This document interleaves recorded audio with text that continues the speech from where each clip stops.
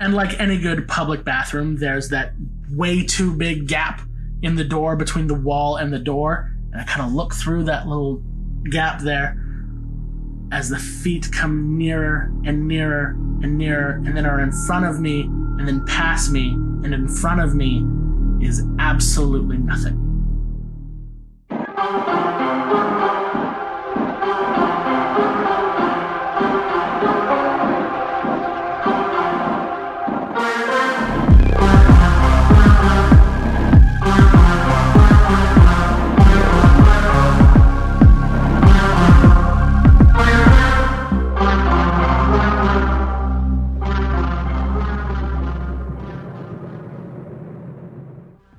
Listeners, first of all, a huge thank you to everyone who has taken the time to listen to the show over the last couple of weeks.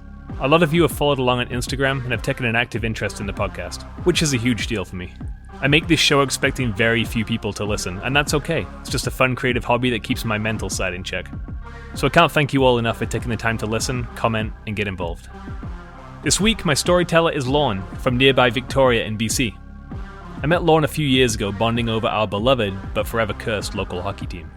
Lorne reached out to tell me about a few stories and experiences he had had during his time working in a security company in Victoria. This story was a long time coming. We tried recording a couple of weeks ago, but our internet connections wouldn't let it happen for some reason. Anyway, it was worth the wait. Without further ado, Lorne, let's get weird.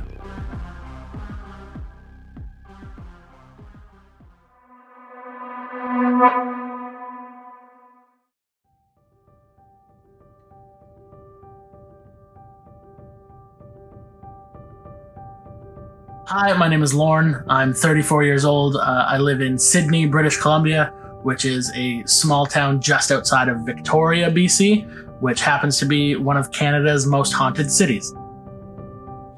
I don't have one story in particular where I had one instance where one thing happened. This was a collection of stories that accrued in about a 2.5 month span where I had multiple weird instances and multiple weird interactions happen in the same building that I used to work in. It is 2009. I am 19 years old and I am working in a kitchen in a job that I really hate. I am dreading every moment that I have to go there. My bosses say I don't take my work seriously. I say it's because I'm a 19-year-old dishwasher and I don't care. So I decide that I need to do something different and I need to make a change when I saw an advertisement on a bus for a security company in Victoria that will remain nameless at this time. But on the giant billboard, it says that they will pay for your training. And I figured, sweet, I'm broke, that sounds awesome. So I end up giving them a call, and within a couple weeks, I get the job. So I go through the training, and I get my security license, and I'm all set to go. And I start working for this company, and they kind of jump you around from job to job. One of the ones that they get me working on most often is a building downtown Victoria. It is inside this giant plaza that hosts a library, the courthouse for Victoria, and it also includes a building that is attached to this on a street downtown Victoria called Courtney Street. And that building, at the time, it was the host to the Ministry of Children and Family Development building in Victoria. And I remember I'm doing site tours with my boss. My boss was this very large, he was like the 6'10", like 350-pound Colombian man named Andreas. And I remember one day as we were going to take our first tour through this building, and he says, "So here's a weird question for you. Do you believe in ghosts?" I'm kind of taken aback by this, and I was like, that's a really weird question. Like, I've known this guy for like 3 hours, and he's wanting to ask if I believe in ghosts, and at this point, I am a 19-year-old little jerk, essentially. Let's put it that way. I am too cool for everything. Everything is stupid. Everyone is stupid. So when someone brings up the question of, do you believe in ghosts? My answer is, of course not. That's really dumb. Like, why do you ask? And he just kind of, I remember very vividly. He kind of goes, "Huh, Well, you will. I asked him, I was like, why do you ask? And he was like, well, this building is incredibly haunted. And again, I don't believe him. I think he's just like trying to pull my leg, like rib the new guy, right? And he keeps telling me that this place is really haunted. Some weird stuff is going to happen while you're in here. I just kind of go, okay, whatever. I think this guy's just like trying to make jokes. By the time I left this place, I did not feel the same way anymore. So a little history on this place. This place is downtown Victoria, and it was built in 1911. What it originally was is it used to be a women's only like dance hall and ballroom. And that opened just in 1911. Now, as I'm sure you can imagine, of the time where women weren't allowed to do much of anything, it was a great little getaway for them. But it didn't last long because it was not financially viable, I suppose, to have a women's only space. So it ended up reverting to a hotel, and then it was the headquarters for the RCMP in Victoria for a long time. And then it eventually kind of became property of the BC government, and the BC government put various wings of government in there. And at this time, when I was working there, it was the Ministry of Children and Family Development, MCFD. So this building was being used Monday to Friday, kind of in business hours. But when you're the new guy working in a new company for security, you're given kind of the crappy hours.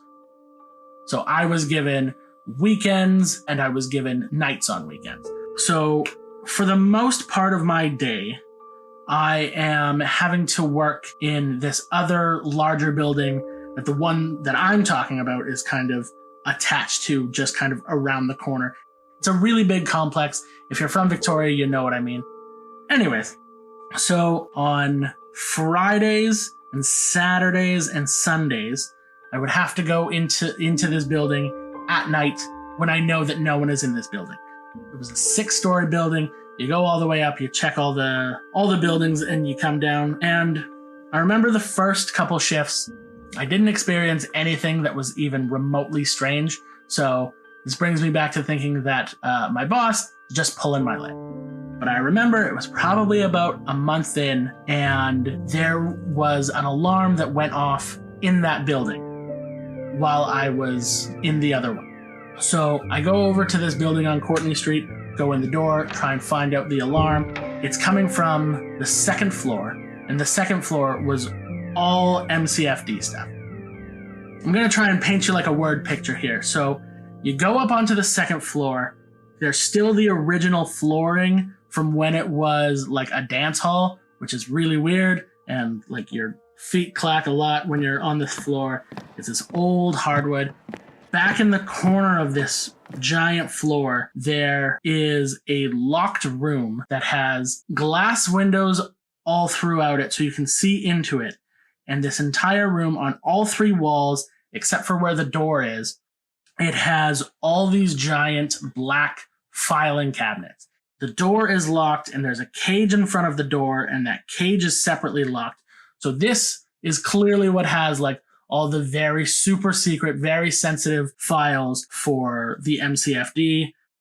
And I remember seeing it the first time I went in there, and I was like, it's weird that there's like glass throughout this entire front, but whatever, that's what they want. So I get to the floor, this alarm is going off.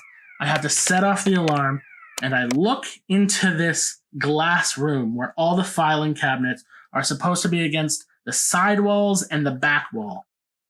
And all of these filing cabinets have been pushed to the very front, in front of the glass. Now, I know that there is no one who was in this room, there was no one who was in this building, and no one who could possibly move these giant steel filing cabinets just up against a door. I remember going to my boss, and I was like, hey, this is what it was. Do you want to come take a look? So he comes from that building, and he comes over to the one that I'm in, and he just looks at all these filing cabinets against the window, and he just goes, huh, that's weird.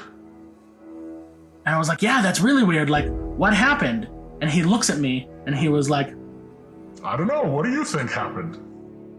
I was like, I don't know, but like, what do we do? And he has to make a call to whoever runs this floor. And I was like, so what do we do about it? And he was like, nothing. And I say, well, is there cameras looking at this? He was like, nope, they don't work. And I was like, that's really weird, but okay. So I just have to accept the fact that like sometimes giant things on this floor are going to move and there's nothing that anyone can do and there's no follow-up to be had. And you just have to accept that like weird things are going to happen. That's what he said to me. He said, you need to accept the fact that weird things are going to happen.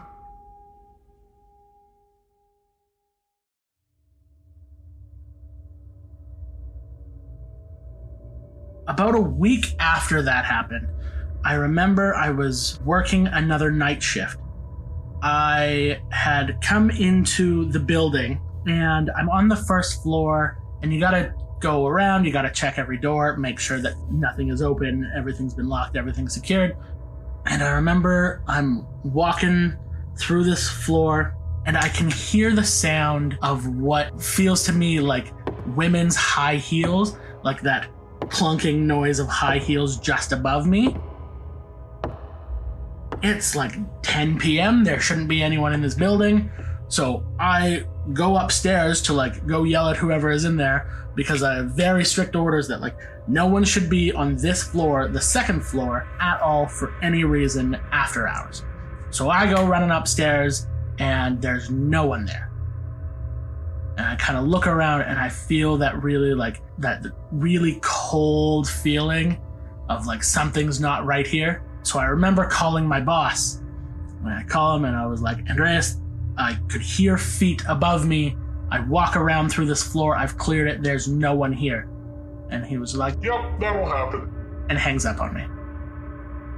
For a long time, me and this boss, Andreas, we didn't get along very well because of things just like this. Later in life, he ended up becoming a good friend of mine and a boss elsewhere, and he was great. But in this time, I'm just like, can you do something? Because anyone who's in the security business, you'll know, especially in kind of like these fly-by-night security things, it's like, just report up strange things. So I report up this strange thing of I can hear heels on the floor above me. And then when I go to confront these people, there's no one there. And he just kind of like brushes it off like, yep, that's weird. It was super frustrating. Meanwhile, I know that he's still trying to like goad me into thinking that it's ghosts and whatnot. And I don't believe him and I won't believe him. But he's still just like, stuff happens, whatever. A week later, I remember going through this building again. I had gone through the second floor. Nothing was weird. Nothing was out of the ordinary. And I'm on floors higher, and I can hear the vocalizing of women singing, which was the most terrifying thing that's ever happened to me till that point. It's absolutely chilling when you can't make out words, but you can just hear someone going through like an octave range and you can't explain why. Again, I've been through this entire building and there's no one there, but I can hear people singing at me, it feels like, and it's so creepy. And at this point, I'm just like, I'm not going to call my boss about this. I just need to pretend this didn't happen. I don't know. I have to just accept the fact I don't understand what happened, and I'm just going to try and move on from it as best I can.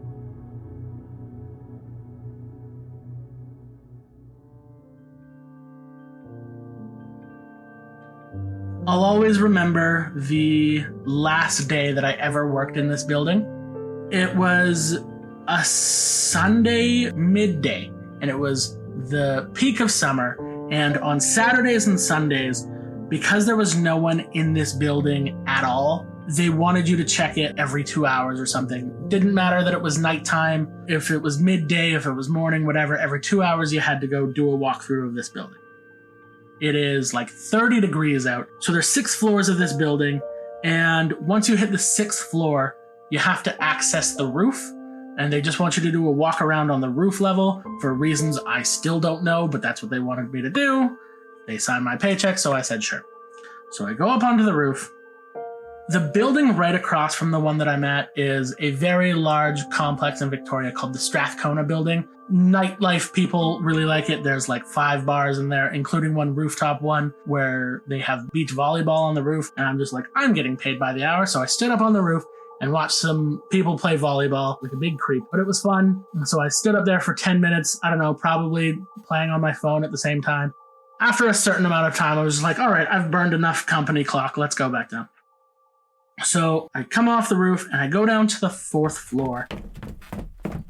At that point, I realized I really have to use the bathroom. So I pop into the bathroom and sit down in a stall and begin to do my thing. When I hear footsteps coming down the hall that leads into the bathroom, and that bathroom door swings open.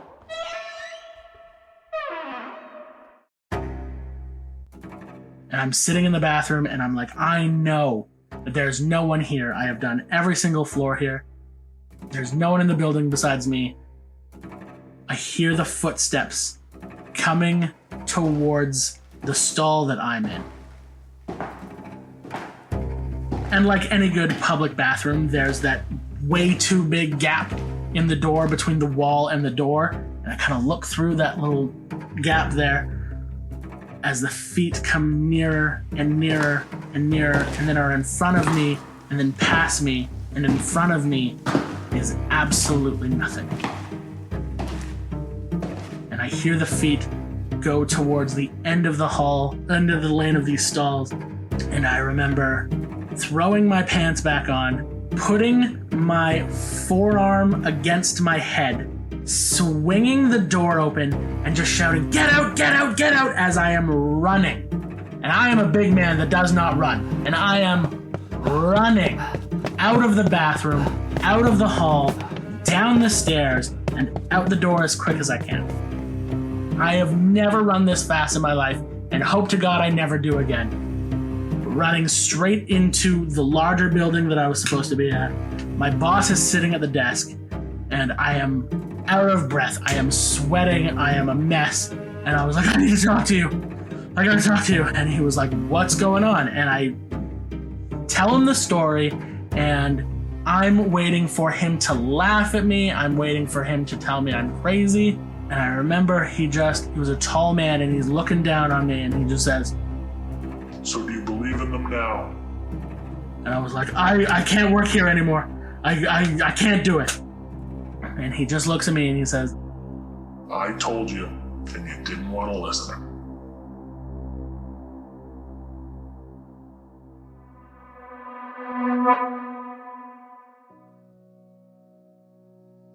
The more I thought about Lorne's story, the less plausible explanations I had for his experiences.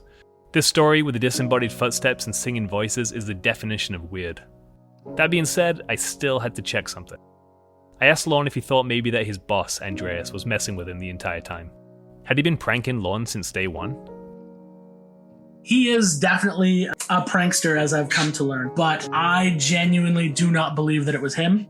At that point, I dropped the whole skeptic facade, and to this day now, if people tell me that they have had paranormal instances or experiences, I believe them with my full freight, because I know that I experienced something paranormal. It's something that I can't explain. I genuinely believe that it was some kind of spirit, or I don't know if you want to throw the word ghost around, but it was something paranormal that I'll never be able to explain. Finally, I asked Lorne if he'd experienced anything since. This is what he had to say. Since then, no. Like, I haven't been in situations where I feel like I've been in that same kind of position, because I don't think that some kind of ghost or spirit follows people around. I genuinely believe that I entered their safe space, if you will, their realm, their domain, and they were just kind of existing around me as opposed to them existing because of me.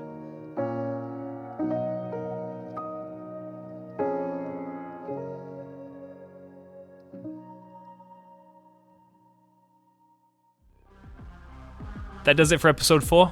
If you've made it this far into the show, thank you so much again for taking the time to be part of this little community. You can follow updates via Hey That's Weird Instagram page at Hey That's Weird Podcast. If you have a story you'd like to share, long or short, it doesn't matter, you can reach me there, or alternatively, at heythat'sweirdpodcast@gmail.com. Until next time, stay weird.